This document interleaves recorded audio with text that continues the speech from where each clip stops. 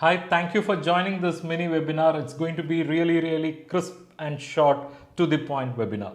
Before we get into the presentation, let me just take a couple of minutes to introduce myself. I am CA Enraja, Chartered Accountant by qualification, a teacher, trainer by passion. I started my career as a banker, credit analyst with State Bank of India, worked for a period of 4 years. In very short period, I had the opportunity of becoming team leader, credit processing cell. So worked on 250 plus projects.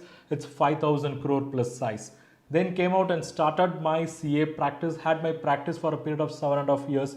Alongside had this teaching training. Thanks to technology, today through online, I teach 2 lakh plus students all over the world, basically on banking, credit and financial analysis, and majority of them are working banking executive. I'm really glad that my courses are helping them, and I'm sure this course will be relevant and useful for you as well. Let's get into the webinar. 5 myth around credit score. This is something I read in an article in The Hindu on 18th October 2021, written by CPO of Paisa Bazaar. Very well written, so I'm sharing the key points out of that article. It basically talks about 5 myths that revolves around credit score. Myth number 1. Many believe that checking credit score frequently lowers your credit score. For that, let's first understand what is hard enquiry and soft enquiry, and that will enable us to appreciate this. See, when you approach a bank for a loan, obviously the banker will fetch the credit report to understand your credit worthiness, right? So they'll be making an enquiry. Okay, that's a normal enquiry. But if there are going to be too many enquiries in the short term, we call that as hard enquiry. And that hard enquiry will reduce your credit score because that indicates you have credit hungriness. That's hard enquiry.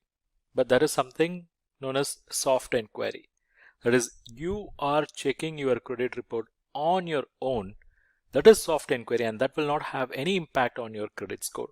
It is actually advisable to check your credit report every 2 to 3 months so that you can track your score, you can take action to build it, and if there are any errors, you can detect them and correct. Okay, so that's about myth 1.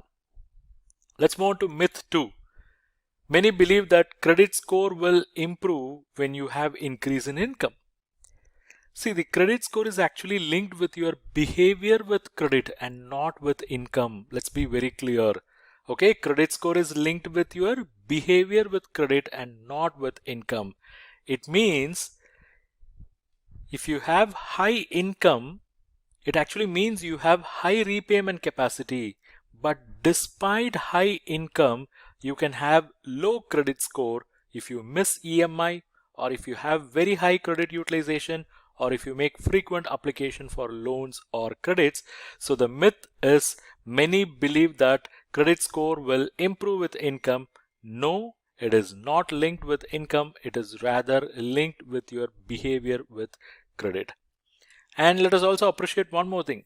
Many, despite having high credit score, but if they are having lower income, then they become not eligible. They are actually not eligible for certain credit cards, high ticket loans. Okay, so I think here you'll be able to appreciate. So the loan repayment capacity is decided by your income, but the credit score is actually decided by your credit behavior. So if you're having lower income but very high credit score, it will not make you eligible for certain credit cards or high ticket loans. Okay, that's about myth number 2. Myth number 3 is settling a credit account will help in improving the credit score. Let's understand this, very important. See, many believe that settling the credit account will improve credit score. What do we mean by settling the loan or settling the credit card? It is actually different from closing your loan or closing your credit card. Okay, closure is different from settling. Let's first understand what is closure of loan account. Closure of loan account means you are actually deactivating the loan because you have made the full payment and there are no outstanding dues. But settling the loan account or settling the credit card means you are unable to pay the outstanding amount. So lender chooses an option, or he is extending an option for one-time payment or one-time settlement.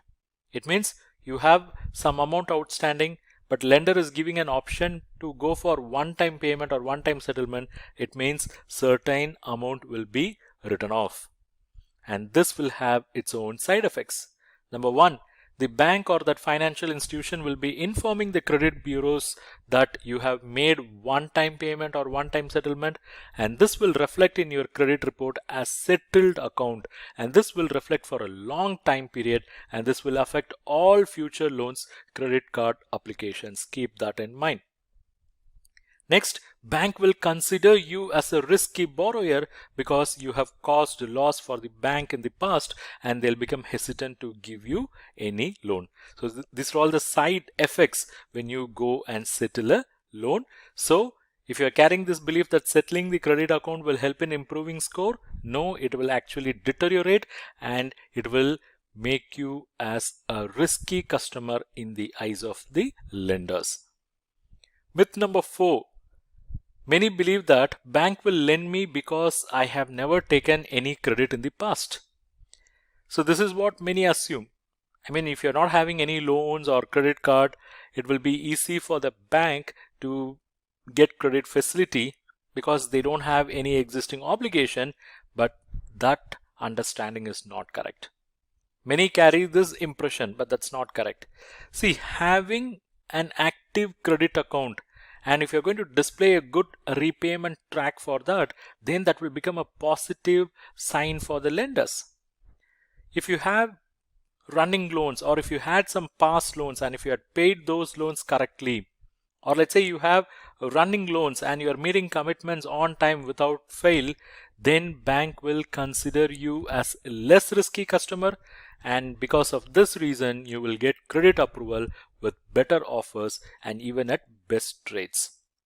On the other side, if you have indiscipline in handling the credit in the past, then banks will flag you as a risky customer, and because of this reason credit bureaus will give you lower credit score and it will become difficult for you to get loans or credit cards from the banks. So the myth having no loans will not help. Okay, no credit history also means something to the banks. That is, there are no data for the bank to analyze you. So bank may even refrain from approving credit because they are not in a position to understand your credit behavior. So that's about myth 4. And myth 5. Many believe that closing old credit card is good for improving credit score. See, why we close old credit cards? Maybe to save annual fees, or we are not using it, not required. But closing the credit card is not advisable if you don't have long credit history, or if you have not availed many credit products, or if you have low credit score. So before closing the credit card, consider these 2 factors. The first factor, you should always have a good mix of credit products, because that will show you have ability to manage different types of credit. And if you don't have many credit products, then it is better to continue with a credit card if the outstandings are very small. Lenders will always look for long credit history when you apply for loan or credit card. Okay, so by having a credit card with long history and good repayment track, it will actually help you to get credit at better terms. Okay, so if you have a credit card, a small limit, or you have very small usage, instead of closing it, you better manage it, because that will create this much needed long credit history, and that will give a good impression about you in the eyes of lenders. Thank you so much. We have come to the end of this webinar, and I'm sure you would have really derived value from this short and crisp webinar. If you wish to continue this learning journey, I have an amazing opportunity for you. I have published several courses on banking and financial analysis area, each course costing 2,000 rupees. But for you, I'm going to give you a special offer. Here we go. Banking Credit Courses Bundle. This includes course number 1, Banking Credit Analysis Process. It's a comprehensive course with 200 plus lectures. It covers financial analysis, working capital, term loan, LC, BG. It's a comprehensive ever course. Then we have course number 2. That is how to carry out financial analysis as a banker. This is going to focus exclusively on financial ratio analysis, cash flow analysis, and fund flow analysis. Then comes course number 3, how to carry out term loan appraisal and analysis as a banker. It's a comprehensive course focusing on the technical aspects around project finance and term loan. These are all the topics. Then comes course number 4, how to prepare CMA report for bank loan through 8 sections. This course will take you through entire CMA report preparation process for bank loans. Then we have course number 5, how to read balance sheet. So if you are a non-finance person, this course will give you complete insight into balance sheet, how to read them, how to interpret them, how to analyze them. Okay. Then we have course number 6, how to read CIBIL report. By taking this course, you will get a complete picture of CIBIL report reading process. Then we have course number 7, how to prepare cash budget for bank loans. This course will help you to understand the concept of cash budget, which is widely used in short-term lending like auto credit facilities, letter of credit and all. So far I have introduced 7 courses of 1,999 each. It means 7 courses of value 13,993, but you are going to get it only for 2,599, and it is not yet over. I'm going to give you some more bonus. Course number 8, collateral security is a comprehensive study. Course 9, how to carry out credit risk rating for non-trading entities. Course number 10, in this course you will learn banking credit analysis through various case studies. So now it is 10 courses of value close to 20,000, but you are going to pay only 2,599. It is not yet over. Some more bonus.